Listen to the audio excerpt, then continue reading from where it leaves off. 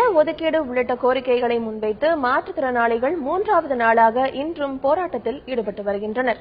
சென்னை எழும்பூரில் உள்ளிருப்பு போராட்டத்தில் ஈடுபட்டுள்ள மாற்றுத்திறனாளிகள் போராட்டம் நடைபெறும் இடத்தில் தங்களுக்கு அடிப்படை வசதி இல்லை என்று குற்றச்சாட்டை முன்வைத்துள்ளனர்.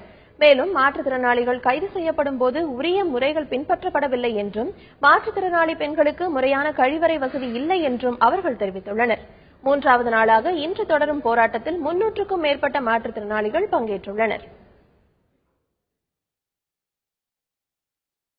17ஆம் தேதி தொடங்கிய எங்களுடைய மாற்றுத்திறனாளிகளின் சங்கங்களின் கூட்டு இயக்கத்தின் போராட்டம் இன்றைக்கு 3வது நாளை எட்டியிருக்கிறது.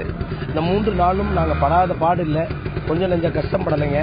காலைல வந்ததுலேருந்தே 17ஆம் தேதி எங்களை அரெஸ்ட் பண்ண ஆரம்பிச்சு எங்களுக்கு நேற்று சாப்பாடுலேருந்து கழிவறையிலேருந்து பாத்ரூம்ல தண்ணி இல்லைங்க, ஒரு இடத்துல கொண்டு வந்து அடைச்சி வச்சிருக்கிறாங்க.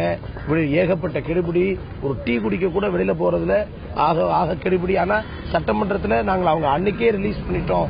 இறந்து போன மாற்றுத்திறனாளி தோழர் அவர் இயற்கை இறப்பு, அவருக்கு எந்த பிரச்சனையும் கிடையாது அப்படின்னு ஒரு புழுகு மூட்டையை பேசுறாங்க.